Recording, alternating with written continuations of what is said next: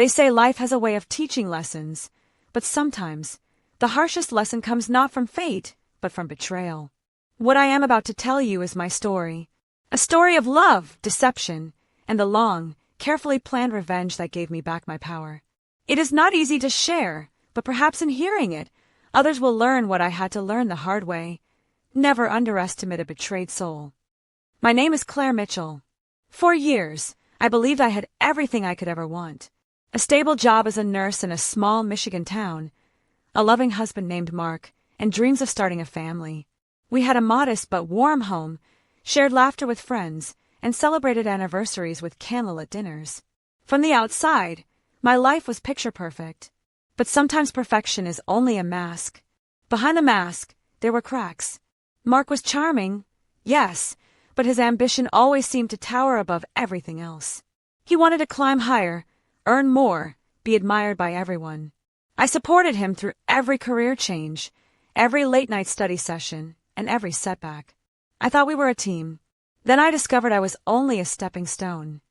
At first, it was small things. He started guarding his phone like a soldier with a weapon. He became short-tempered, distant, and dismissive. Nights once filled with conversation turned into silence, broken only by the glow of his screen. He insisted it was work stress, and I wanted to believe him. Love makes you blind, and I was blind. But one night changed everything. I was doing laundry and found a hotel receipt in his jacket pocket. My heart raced. I told myself maybe it was for a work event, but the room was for 2 people. I didn't want to believe it. I prayed it was a mistake. But deep down I knew. I confronted him gently at first, asking about the receipt. He laughed it off, called me paranoid, but lies have a way of unraveling. A week later, I followed him. My hands were shaking as I trailed his car to a downtown restaurant. And there she was, Jessica, young, polished, and smiling at him the way I once did. They kissed openly, without shame, as if I didn't exist. I felt my world collapse. Every promise, every vow, every moment we shared, it all turned to ash. I drove home, numb, tears blurring the road. That night, as he walked through the door and lied about working late, something inside me shifted. I realized I wasn't going to cry forever. I was going to fight back. When betrayal hits you, grief is the first wave. I cried myself to sleep for weeks, but the grief gave way to anger, and anger gave way to clarity. Mark had not only betrayed me, he had insulted me. He thought I would stay quiet, that I would remain the loyal, naive wife.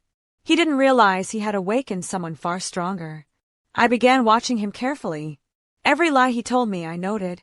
Every excuse, every strange purchase, every late-night disappearance, I documented it all. I kept my pain hidden, wearing a mask of calm, so he wouldn't suspect a thing. Inside, I was already building the foundations of my revenge. Mark prided himself on being clever, but he had no idea who he was dealing with. Working in healthcare had taught me patience, observation, and precision. I applied all of it to him. First, I dug into our finances. I found out he was draining our joint accounts to shower Jessica with gifts, designer handbags, weekends away, and even paying part of her rent. Then I went deeper. I discovered emails, secret credit cards, even a hidden bank account. He wasn't just betraying me emotionally, he was robbing me. And that was the last straw. I consulted a lawyer in secret. I knew I needed to strike in a way that would leave him with nothing. But divorce alone wasn't enough for me. I wanted him to feel the kind of helplessness he had forced upon me. I wanted his empire of lies to collapse around him. I began to play my role perfectly. I acted loving, supportive, even apologetic, as though I were the one who had been wrong. He relaxed, believing he had fooled me. He had no idea that every dinner, every smile was part of the performance. Meanwhile, I quietly gathered evidence. I recorded his phone calls, kept screenshots of his messages, and collected receipts. I also befriended Jessica on social media. Under a fake profile, I messaged her, gaining her trust. She was arrogant, bragging about how Mark would leave me soon, how he promised her everything. Her pride made her careless, and she revealed more than she should have. Piece by piece, I built a mountain of proof. The day came when I was ready. My lawyer filed for divorce with all the evidence attached. Infidelity, financial misconduct, reckless spending. The court froze his assets immediately. Mark came home furious, slamming doors, shouting at me. I stayed calm, only telling him, "You shouldn't have underestimated me." But that was just the beginning. I tipped off his employer about his misuse of company funds, money he had borrowed to impress Jessica. I sent them the receipts anonymously. Within days, he was suspended pending investigation. His carefully built career started to crumble. Jessica, realizing the golden goose was about to be plucked, quickly abandoned him. She blocked him, deleted her photos, and disappeared. The woman he sacrificed everything for left him the moment his money dried up. Mark's life spiraled out of control. With frozen assets, job loss, and no mistress to cling to, he was left drowning in debts. His friends, once charmed by his success, turned their backs. His reputation in town was destroyed. In court, I stood tall, presenting every shred of evidence. The judge awarded me the house, full ownership of our savings and spousal support. Mark, once the man who thought he held all the power, walked out with nothing but shame. But my revenge wasn't about humiliating him publicly. It was about reclaiming my life. It was about proving to myself that I wasn't weak, that betrayal wouldn't break me. Months later, I found peace. My evenings were no longer filled with lies and suspicion. I decorated the house the way I wanted. I laughed freely with friends. I began traveling, exploring places I had always dreamed of. I was alive again.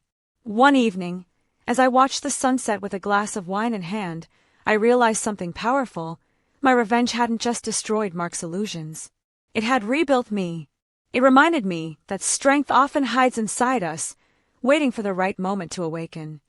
This is my story, a story of betrayal, strength, and a revenge carefully crafted over months. Mark thought I would remain the faithful wife, forever blind to his games. Instead, I became the storm that ended his illusions. If you take anything from my story, let it be this: never underestimate the power of someone who has been betrayed. For in betrayal lies the spark of transformation, and sometimes revenge is the final lesson.